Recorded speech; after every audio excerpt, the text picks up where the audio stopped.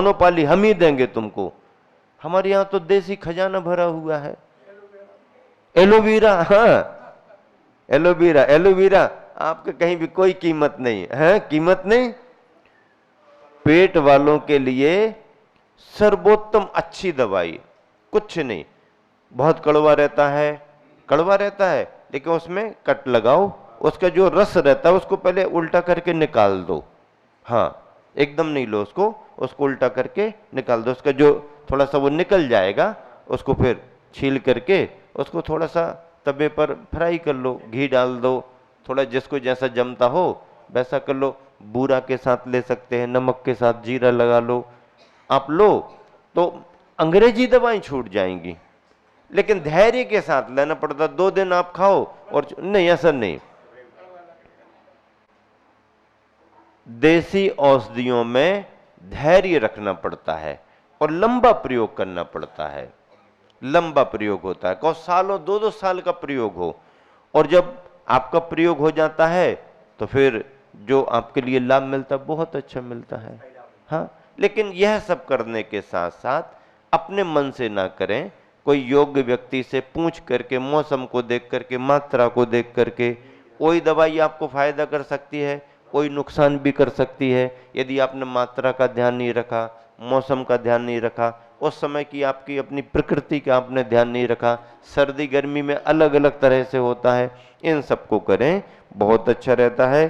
तो नींद तो अपने कर्म से आती ही आती है, लेकिन यदि उसके लिए उदीरना, कर्म कांड में निद्रा कर्म की उदीरना के लिए बताया कि कर्म का उदय तो सामान्य है, अभी भी सबको निद्रा कर्म का उदय चल रहा, पर कोई नहीं सो रहा। लेकिन उदीरना होने लगे, उदीरना कैसे होगी? उदीरना कैसे होगी? अभी आप ठीक ठाक बैठे, घर चले जाओ, नाश्ता पानी भोजन कर लो, फिर थोड़ी थकान सी लगने लगेगी। नहीं है तो बिछे हुए बिस्तर आपको देखने में आ गए, कोई सो ही नहीं रहा और बिस्तर बिछे हैं, चलो अपनी उपयोग करो। या फिर भैंस के दूध के पुराने मट्ठे को निद्रा कर्म की विशेष उदीरना में कारण बताया। हाँ, लिखा है भैंस का दूध हो, उसका मट्ठा बना हो, और मट्ठा बासा हो, 1 दिन पुराना हो। हाँ गुरबेल और नीम पर चढ़ी। हाँ। बिल्कुल कुंभकर्ण की याद उसको आ जाएगी, करेला नीम चढ़ा, बस हो गया काम। ऐसा तो ये उदीरना में कारण बनते हैं। जैसे क्षुधा वेदिनी, भूख का, अभी भूख नाम कर्म का उदय अभी आपको चल रहा, सबको चल रहा है, पर किसी को भूख नहीं लगी। अब भूख इस कर्म के उदय की उदीरना चर्चा करना शुरू कर दो, या फिर मान लो यहां चर्चा भी कर लो तो यहां उदीरना नहीं होगी, क्योंकि ये वातावरण अलग है। आप उस वातावरण में चले जाएं, कोई दोस्त मिल जाए, कोई होटल के सामने खड़े हो जाओ, घर पर पहुंच जाओ और उन्होंने कह दिया जाते ही साथ, हैं इतने लेट क्यों हो गए, कब से बना के रखा, ठंडा हुआ जा रहा। अब ठंडा हुआ जा रहा तो हाँ, उदीरना शुरू। कर्म की उदीरना नो कर्म के निमित्त से होती है। नो कर्म क्या कहलाता है? सामग्री, पर पदार्थ जो दिखाई देता है, जो 5 इंद्रियों का विषय बनता है, ये नो कर्म कहलाता है। तो नो कर्म के माध्यम से कर्म की उदीरना, राग द्वेष में नो कर्म कारण बनता है। सुन लिया, उनने हमको ऐसा कहा, अब उसकी उदीरना होने लगी, हम भी देखेंगे उसको। हाँ, देख लिया, ये क्यों क्यों सामने आ गया हमारे, वही उदीरना हो रही है उसकी। तो नो कर्म कर्म की उदीरना कराने में कारण बनता है। नो कर्म कर्म के समन में भी कारण बनता है। आपने रास्ते में देख लिया, अरे इसने तो हमारा बिगाड़ किया है, ऐसा सब मन में गुस्सा आ गई, और थोड़े आगे चले महाराज जी दिख गए, अरे महाराज जी नमोस्तु नमोस्तु। अब क्रोध कहां चला गया? उस व्यक्ति को देखा, क्रोध आ गया। 10 कदम 20 कदम भी आगे चले, अरे मन एकदम ऐसा प्रसन्न, महाराज जी नमोस्तु नमोस्तु, क्रोध शमित हो गया। नो कर्म को देख के कर्म शमित भी होता है, कर्म उदीरित भी होता है। आप मिथ्या देवी देवताओं को देखो, बार बार देखो तो उन पर श्रद्धा जमने लगेगी। आप मंदिर आओ, रोज रोज बीतरागी भगवान को देखो, रोज पूजन अभिषेक को देखो, तो फिर आपके धीरे धीरे वो कर्म की जो उदीर्णा भी हो रही हो, तो इसको देख करके वो कर्म शमित होने लगता है। तो नो कर्म कर्म की उदीर्णा भी कराता है और नो कर्म कर्म का समन भी कराता है। दोनों बातें हैं भैया, अच्छे से पढ़ियो। हाँ, ध्यान रख के। निद्रा क्यों सुदर्शन, अच्छे से पढ़ियो भैया। सुबह सुबह सुबह सुबह की दुकान है, हाँ, अच्छा सौदा लेके जाना बढ़िया दिन भर के लिए फ्री। अच्छे से सुबह की बोनी अच्छी मानी जाती है। हाँ, नहा धो करके आज चेहरे चमकते दिखते हैं, पढ़ाने का मन भी होता है। शाम शाम को दोपहर में मुरझाए से थके थके से आ रहे, नहीं भैया हम तो सबसे पहले किला अभिषेक के पहले ही पढ़ाएंगे हम तो। क्यों महाराज जी अभिषेक के पहले क्यों? हमें मालूम है अभिषेक हुआ और आप खिसके अभिषेक हुआ और आप खिसके, तो भैया बाद में कौन पकड़ेगा, कौन रोकेगा तुम्हें? हम तो अभिषेक के पहले ही पढ़ाएंगे आपको, भले आधा घंटा पौन घंटा पढ़ाएं, लेकिन अभिषेक के पहले पढ़ाएंगे। जहां शांति धारा हुई, महाराज जी से माथे में गंधोदक लगवाया, अब महाराज जी कहीं भी बैठो बैठो, हवा आ रहे निकल गए। इसलिए तुम कभी भी निकल जाओ, हमें कुछ लेना देना नहीं, लेकिन अभिषेक के पहले थोड़ा स्वाध्याय कर लो। टेक्निक अच्छी है ना, बराबर। हाँ, पहले पढ़ लो। सब ताजे ताजे होकर के आते हैं। बाजार में सुबह सुबह की सब्जी ताजी ताजी रहती है, उसी समय खरीद लो। सबसे पहले अपने चले जाओ, खड़े हो जाओ, भाई ये उठा बाद में, फिर बाद में निद्रा निद्रा निद्रा किसे कहते हैं? जिस कर्म के उदय से नींद पर नींद आती है। देखो अभी तो सामान्य नींद थी, अब नींद पर नींद आती है। सामान्य नींद अलग है और नींद पर नींद आना अलग है। वो कर्म की तीव्रता में कर्म बदल गया। सामान्य निद्रा कर्म का उदय चल रहा है तो सामान्य नींद है, कोई बात नहीं, हाँ वो उसके लिए कंट्रोल कर सकता है। लेकिन निद्रा कर्म का उदय आ गया तो फिर नींद पर नींद आने लगती है, संभालना मुश्किल होता है। प्रचला किसे कहते हैं? जिस कर्म के उदय से प्राणी कुछ जागता है और कुछ सोता है। कुछ कुछ जाग रहा है और कुछ कुछ सो रहा है। देखो जैसे कोई बच्चा कहने लगता मम्मी नींद आ रही, तो अभी वो समझ रहा है कि थोड़ा थकान लग रही, अब हमें सोना है। फिर भी यदि कहते हैं हाँ हाँ रुको अभी थोड़ी देर बाद बिस्तर बिछाते हैं, तो वो बैठा रहेगा। अभी सामान्य नींद आई है उसको, लेकिन फिर आधा पौन घंटा 1 घंटा हो गया और उनने ध्यान ही नहीं दिया, तो वो ऐसे ऐसे करने लगता है। फिर वो वहीं लेट जाएगा। अब लेट गया, फिर ख्याल में आया अरे इसने कहा तो था बिछा दो, अब लाके बिछा दिया। अब उसको उठाया, अब वो उठ ही नहीं रहा। उठो उठो, उसको पता ही नहीं। उठा के तुमने बिठाल भी दिया कि जाओ सो जाओ, तो वो तो ये नींद पर नींद आ रही है।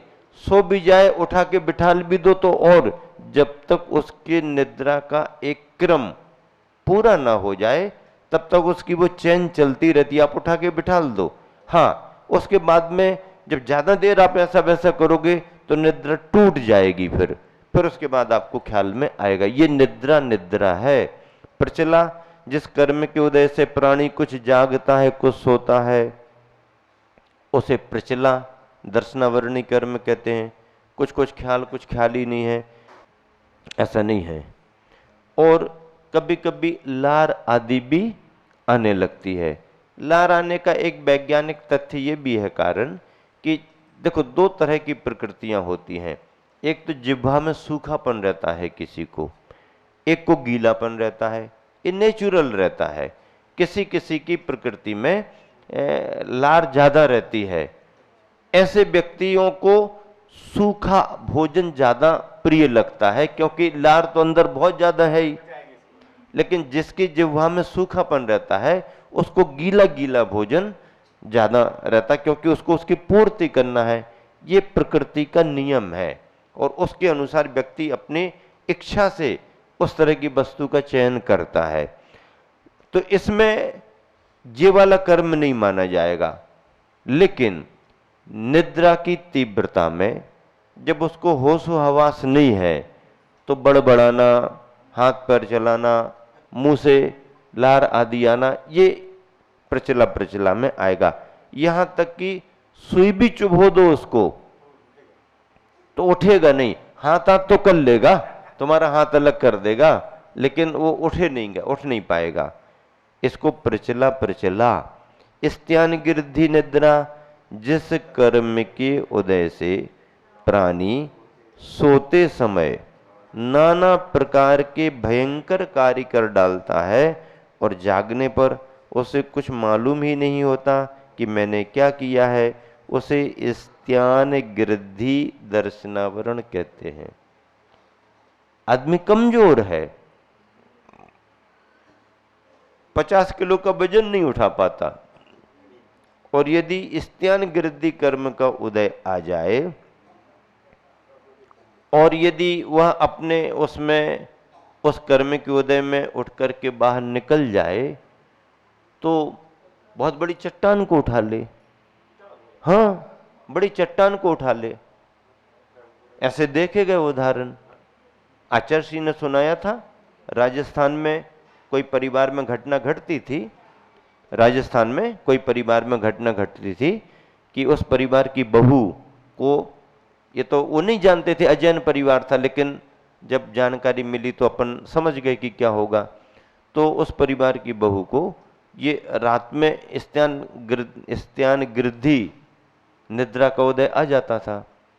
तो वो क्या करे कि उठी और अपनी अलमारियों में से सारे जेवर गहने वगैरह निकाल लिए, सब जितने भी हैं, अपने भी और दूसरे के भी, सब उठा लिए और दरवाजा खोल लेगी, निकल जाएगी। रास्ते पर जहाँ तक उसको जाना या जो मन हो चली जाए।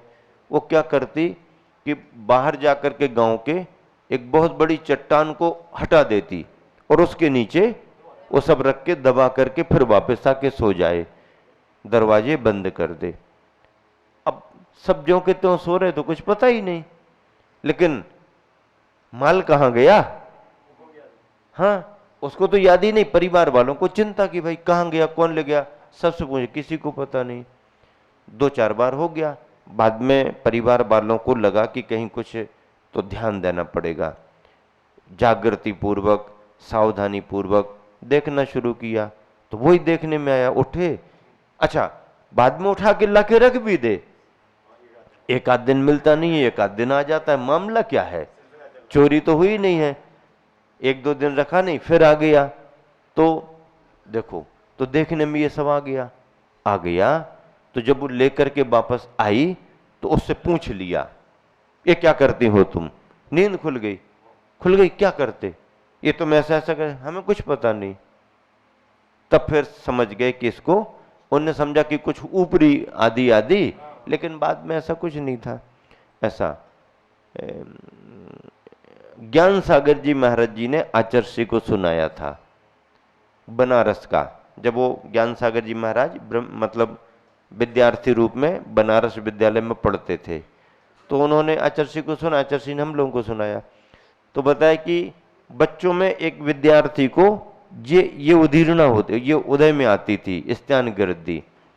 वो क्या करता था, भदैनी घाट पर बनारस विश्वविद्यालय है, तो वहीं से वो कमरे में से निकले, छत पर जाए, छत के किनारे से गंगा नदी बहती, तो वो उसमें छलांग लगा के उस पार चला जाता, हाँ नींद में, और वापस भी आ जाता। जबकि नदी गहरी है, बहाव तेज है, तो भी जाके वापस, उसको तैरना भी नहीं आता। अब आके फिर कपड़ों पर सो जाए, बिस्तरों पर गीले बीले, किसी को पता नहीं। ऐसा होते करते पता लगाना शुरू किया बच्चों ने। तो आपस में रात में देखते देखते जाग, अरे ये तो ऐसा करता है, ये तो कमरे से निकल गया, छत पर चला गया, छत पर लगाया, छलांग लगा दी, तैरने लगा, इसको तो तैरना आता नहीं, कैसे ये जाके अंदर डूब न जाए, वापस बुलाओ। तो आवाज लगा दी, आवाज लगा दी तो उसकी नींद खुल गई, नींद खुल गई। तैरना आता नहीं था, हाँ सामान्य स्थिति, तो तैरना आता नहीं था तो बह गया। मतलब ये है कि यदि वो निद्रा टूट जाए तो कुछ नहीं कर पाएगा, और निद्रा में कुछ भी भयंकर काम कर जाए।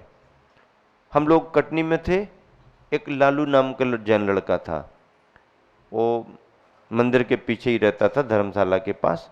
उसको आती थी, रात में उठे, किराने की दुकान उसकी, चाबी उठा ले, दरवाजा खोल ले, उसको रास्ता पता, सीधा गली से निकल के दुकान पर ताला खोल ले, साफ सफाई करके दुकान पर बैठ जाए, हाँ रात में ही। अब कुछ नहीं, फिर उसके मन में आए तो बंद कर दे, फिर वापस आए, दरवाजे भी ज्यों के त्यों बंद कर दे, चाबी वहीं रख दे और फिर सो जाए। मतलब कुछ नहीं करेगा, पूरा ख्याल से। ये स्त्यान गिरदी है। जब पढ़ा रहे थे तो किसी ने पूछा, महाराज जी श्रावक को भी आ सकती है क्या? हमने कहा आ सकती है। महाराज जी को भी आ सकती है? हमने कहा आ सकती है। तो बोले मान लीजिए कोई महाराज जी को स्त्यान गिरदी का उदय आ जाए और वो आहार को निकल जाए रात्रि में, हो सकता क्या? महाराज जी को यदि स्त्यान गिरदी आ जाए तो हो सकता वो अंजलि लेकर के निकल जाए, फिर क्या होगा? ऐसा कोई श्रावक भी मिल जाए जिसको स्त्यान गिरदी आ रही है तो पड़गान करने खड़ा हो जाए। अब भाई विधि तो मिलाना पड़ेगी ना। तो कोई तो कोई ऐसा श्रावक भी हो जो 16 पहन ले, उसके स्त्यान गिरदी आ गई, 16 पहन लिया, महाराज जी निकल रहे होंगे, पड़गान करने खड़ा हो जाए। होती नहीं होती, सिद्धांत मेल खा सकता है, बाधा नहीं है। होता नहीं है ना हो ये बात अलग है, पर सिद्धांत त्यह यदि मुनि महाराज जी को भी आ गई, श्रावक को भी आ गई, वो खड़ा हो गया, महाराज जी निकल पड़े, आहार बाहर ना हो बात अलग है, लेकिन निद्रा तो उतना काम कराई देगी ना, ऐसा है। तो इस तरह से स्त्यान गिरदी, जिस कर्म के उदय से प्राणी सोते से नाना प्रकार के भयंकर कार्य कर डालता है और जागने पर उसे कुछ मालूम ही नहीं होता कि मैंने क्या किया है, उसे स्त्यान गिरदी कर्म कहते हैं।